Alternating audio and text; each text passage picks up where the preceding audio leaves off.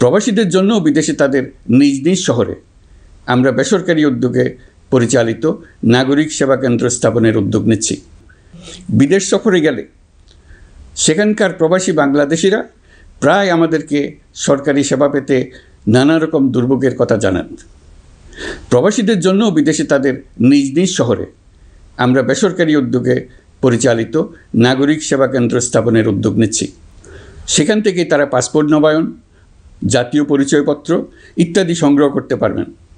এগুলো কঠিন কাজ, এগুলোকে কঠিন করা হয়েছে, কিন্তু এখন সরকারের অভ্যন্তরে সাহসী ও উদ্যোগী সিনিয়র সচিব এবং ডিজিদের সহযোগিতায় অন্তর্বর্তী সরকারের মেয়াদকালে আমরা এটা সমাপ্ত করতে বদ্ধপরিকর।